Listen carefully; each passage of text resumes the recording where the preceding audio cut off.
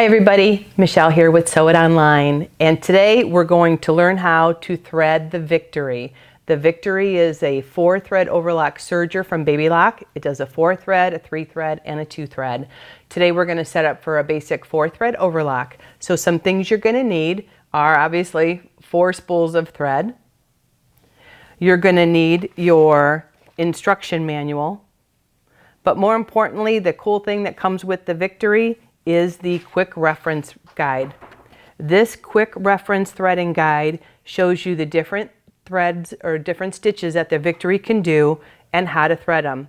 You don't even really need your manual right away to do this, but it's going to give you some basic settings that go on your machine. You're going to see where the threads are going to go and then the path that each one of those threads takes. So one of the things I do recommend for individuals who have one of these quick reference guides on any of the Babylock sergers is to take it someplace and get it laminated. You're going to use it all the time and you're going to want it close to your serger whenever you're serging. Another thing you're going to need are needles. Now you do get a pack of needles that come with your Victory, but the needles that you're going to take or going to use are HAX1SP. Okay, this just happens to be the Class A version, but again, HAX1SP. Now, if you ever forget, you can look in your user manual, or you can simply open up your machine, and you're going to see this little embossed area right here, and that's going to tell you what the needle system is that Babylock recommends to use with the Victory. Another thing you're going to want is this beautiful package of goodies that you get with your Victory. There's thread nets, there's a screwdriver, there's some spool cap holders, there's a wire to help you with your air threading system, but there's also another one, and I don't want you to forget this. If you come around to the side of the machine here, where the upper and lower looper are sitting, you can turn this open, and you've got a whole nother package of goodies, okay? This is going to be a smaller screwdriver to change your needles, a set of tweezers, a needle holder, an extra set or an extra blade for your machine, needles, you name it. So don't forget that little extra package that's in the side compartment. I like to have my tweezers, a pair of scissors, available. I have my needles in the right and left position right now, so I'm not going to have to change those. But let's take a look at the machine itself. All right, let's close up the doors here for just a second. One of the things you need to know is on the very side of the machine is a hand wheel. This hand wheel is always, it likes to be, you want to turn the hand wheel toward you, okay? So if I was sitting in front of the machine, you're going to rotate it toward you. There is a green line on the machine itself, and there's a green line that is on the dial. It's always a good idea to match those up when you thread the needles, especially if you use the threader, the drop-down needle threader. This makes sure that the needles are in the correct position for that needle threader to line up. The other thing you have on the side of the machine here is a lever, and right now it's set on the N, but this lever can go up to 2 or it can go below the letter N. N is your neutral position, so anytime you are threading your machine, keep it on the neutral position. This is your differential feed. In your user manual, there'll be more information about what the differential feed can do for your stitches, and we'll also cover that in our usage class. Let's turn this here. I want to show you some knobs that are right here. These knobs are very important when you go to thread your machine.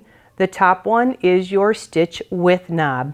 If you rotate that knob back and forth, you're going to see that your blade moves away from the machine or toward the machine. It's setting the stitch width. So where the placement of your needles are, where this dial is set, and where the blade is, those are all working together to set your stitch width. The numbers on the dial represent the distance of the left and right needle to the blade. When you use your quick reference guide, just kind of go by what it says there to set it up for the stitch width, and you can start with that setting. You can always adjust it or change it later. This knob right here is your blade knob. Now you're going to notice that there's nothing written on it. It's just a plain flat white knob. But when I turn it toward the machine, my blade drops down into the machine. Not quite all the way, but it drops down. Now I can run the serger and it won't cut fabric. But the nice thing about a serger is that you kind of want it to cut fabric like 9 times out of 10, right? You want to be able to have a perfect stitch that covers that raw edge. And in order to do that, we need to trim a little bit of fabric off, even if it's just whiskers. So for right now, I'm going to turn the dial back away from the machine and put that blade back in working order so that it's going to cut our fabric when we do our first stitch. The knob on the bottom is a large knob. So I kind of do it as a large L, that's your stitch length knob. You're going to see that there's a rolled hem section and a standard section. There are numbers 1 through 4 in each of those sections. If we're doing a basic overlock stitch, we're going to have it in the standard section.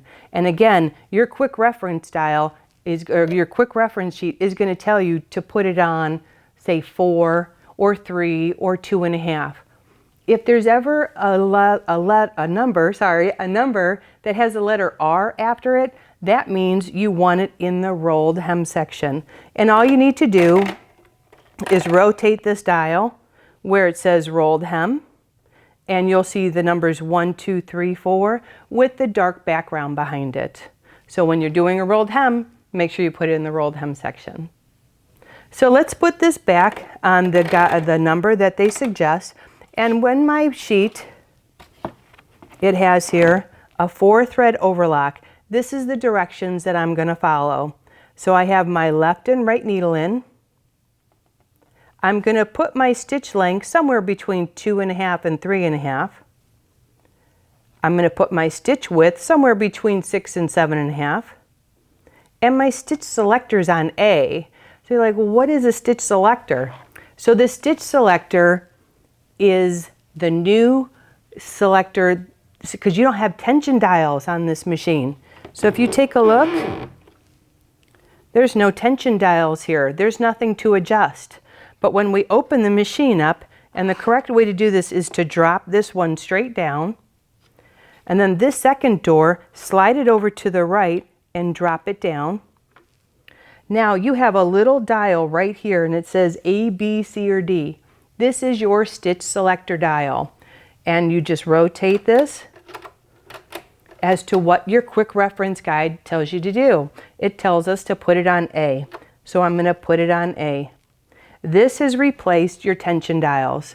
So the cool thing about this having the victory is, remember those old sergers, if you ever had one, you had to thread it in a particular order? Not anymore. You can thread this in any order that you like and you'll get a great stitch every single time.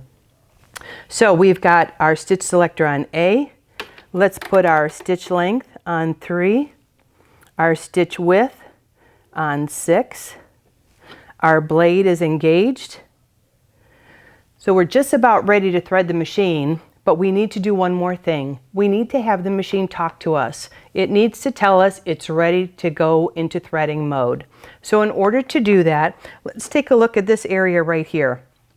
This is our jet air threading system. You have a lever here.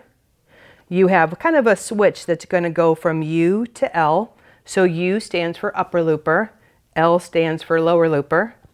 You have a little white knob, and you kind of have a little plunger, I guess is the best way to put it. So what you're going to do, in order to get this into threading mode, I'm going to take and I'm going to push this white knob into the machine. I'm going to push it in, and you had a little click. Now I'm going to turn the hand wheel toward me, or toward the front of the machine, and I'm going to hear a loud click. You need to hear that click, and you need to see that your pipes have been that are connected. This means that the air coming through your pipes can now carry the thread through your machine and thread the upper and lower looper. So the first one we're going to do is the lower looper. So we need to put this little lever right here on the L. There's two little ports right here, one here and one here. This is the lower looper and this is the upper looper. Now, one of the things that some of us have a habit is to lick our thread and then put it through the eye of the needle. This is something you do not want to do when you're working with the air threading system. We don't want any moisture in that threading system. So just give your thread a good clip and feed it in with a pair of tweezers. Now, before we do this, I do want to make sure I have one other thing done, and that is my presser foot. You have a presser foot right here, this little lever. I want to make sure it is in the up position. As long as it's in the up position, my tension discs are open and my thread can sit directly into it. So let's do this first. Let's take the lower looper, and I'm going to take my thread and I'm going to drop it right down into this section here, and I'm going to floss. This is what it means to floss your thread.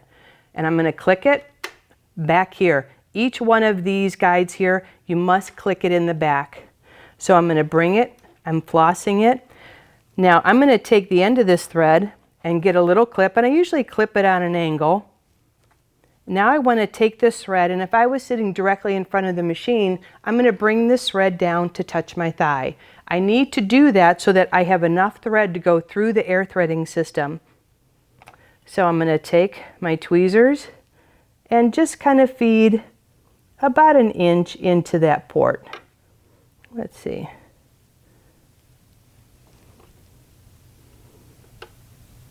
And I think the tweezers just help you kind of guide it. And again, you only need about an inch.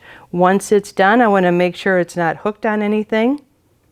I'm going to take this little plunger that I have that's right here and just give it a good push. Okay, and I see my thread is right here. My lower looper thread is right there. See how fast that was? Now I'm going to give it a clip. I'm going to leave a tail hang about 3 inches below that lower looper, and I'm going to leave it there in the machine. I'm not going to bring it over or up and over anything. It'll bring itself up. All right, so let's take our upper looper, and this is your tree stand right here, or your thread guide. Make sure that it's all the way in the highest position. Now we've done the lower looper, so let's move this lever to the upper looper position. Again, we're going to take this and floss it and click it to the back. Take your thread, get yourself a good clip. Make sure you have a long enough amount of thread so it goes through the air threading system. And let's see if we can feed about an inch into the upper looper. Once we have that, again, give it a good push, and you can see how fast that thread came right through the upper looper. One of the things I do like to do is once I have everything through the loopers, I do like to take everything straight back. So everything is in the back of the machine. Okay? Now let's thread the right needle and the left needle. So we're going to take the thread just like I did with the loopers, and I'm going to drop it down into the guide, floss it, and click. And you're going to notice there's like a little hook right here. We just kind of want to run it right underneath it. We're going to come up, we're going to come over toward the left, and there's a little hook here, and I'm just going to put it behind it, and I'll show you what that. So we'll see how this looks here. We don't want that to look like that. So we need to bring it and put it behind that hook so that it flows directly underneath the machine here. Now it's just like a sewing machine. We're going to come up and around. Okay. There's a little guide right here. I'm just going to put it back there. Now this is where you can do a couple things. You can drop the presser foot down. You can even drop the blade down into the machine if you like to help you thread the needles. Give myself some more slack here. And you can just pop that through. Now the cool part is this machine actually has a needle threader, and I'm going to show you that when I do the left needle. Let's see if I can get in front of it a little bit more. And don't be afraid to be able to take your presser foot off. You know, that gives you a whole lot of space to work with when your presser foot is off the machine. All right, so we're going to pull this straight back.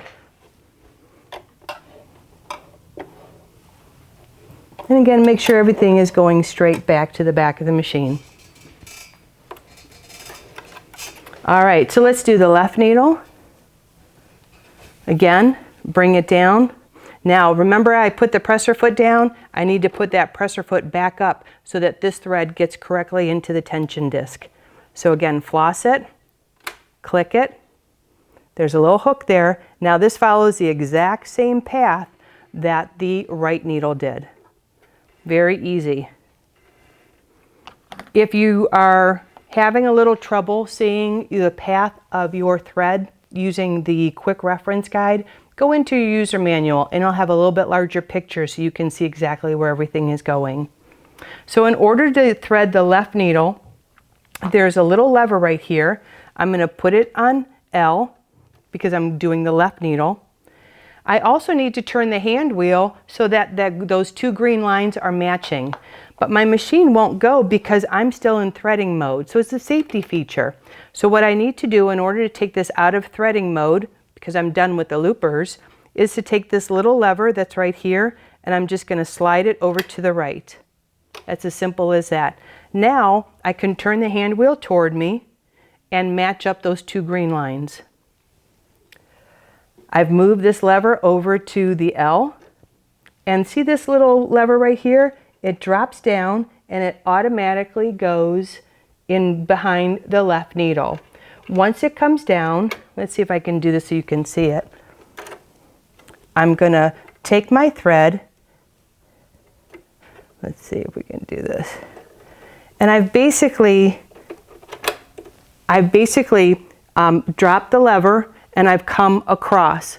Then when the lever goes back up, it puts it through the eye of the needle and it creates a little loop. And you can see my little loop is right back here. And then I can take that and take it to the back of the machine. Okay. Let me grab it from back here.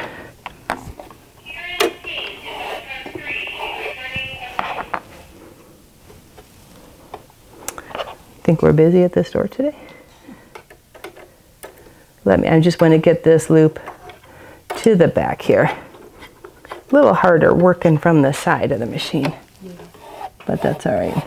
All right, so we have 3 threads to the back of the machine. The left needle, the right needle, and the upper looper. The lower looper is hanging down into the machine. And again, just leave it there. All right, so what are we going to do? We're going to close up the doors. This one is back in. This one is back, okay? My presser foot, I'm going to put my presser foot down, all right? Now what we need to do is kind of get a chain started. So if you've ever worked with a serger before, you can actually put your foot on the presser foot and just sew and sew and sew with no fabric, and you're going to create this beautiful chain of thread. Well, we want to see what that chain looks like before we put our first piece of fabric in. But one of the things I like to do, let me turn this a little bit. I like to grab onto the 3 threads just to the side of the machine. I'm not pulling at all, I'm just kind of holding on to them. I'm going to turn the hand wheel toward me a couple of times to make sure that my needles are in the correct position. If I hear any clicking or any noise that doesn't sound quite right, I want to double check that my needles are all the way into the machine. You'll be surprised if you're getting skip stitches. Check your needles to make sure they're all the way up. There is a little window above the screws that you can see the top of the needle. Make sure you can see the top of the needle in that little window. So I don't hear anything. So let me run the machine a little bit.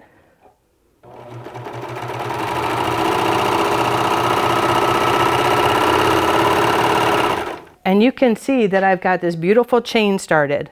This is what they call a chain, a serger chain. Now you do want to start with a chain of thread before you put your fabric in. Let's take a look and see what this chain looks like. You'll notice, now I have all the same red thread, but you can see that where the needle threads are coming through, they're inside the loops. As long as those needle threads are in the loops, chances are you've got a really good stitch going on. If you have a thread that's all by itself, kind of just kind of, just not with the group, okay? Chances are it's one of your needle threads, either the right or the left, and it's not in the tension disc. So refloss it and get it in there. Now I'm looking at my machine and you can see, look at this little red thread right here, right? So I want to make sure that that's tucked in before I get going. So let's pull this down and let's just make sure it's behind. There we go. All right, let's get some fabric under here and see what our stitch looks like.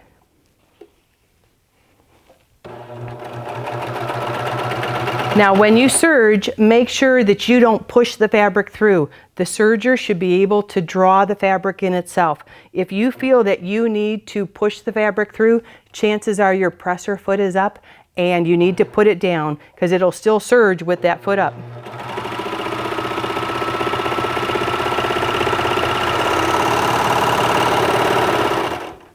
Now you also have a little blade right here. Now let's take a look at that stitch. So you've got your two straight lines, those are your needle threads. This is your upper looper, and on the back is your lower looper.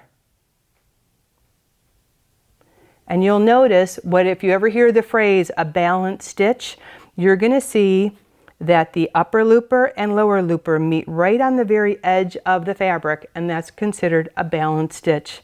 This is a beautiful stitch. This Victory serger from Babylock is threaded, and we're ready to get busy with our first project.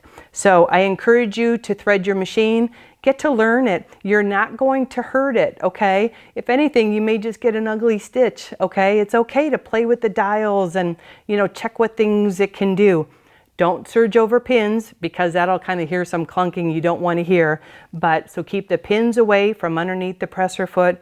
But get that serger out, thread it. It's super easy and you're going to enjoy this, and for many years you're going to enjoy your serger. So thanks for joining me.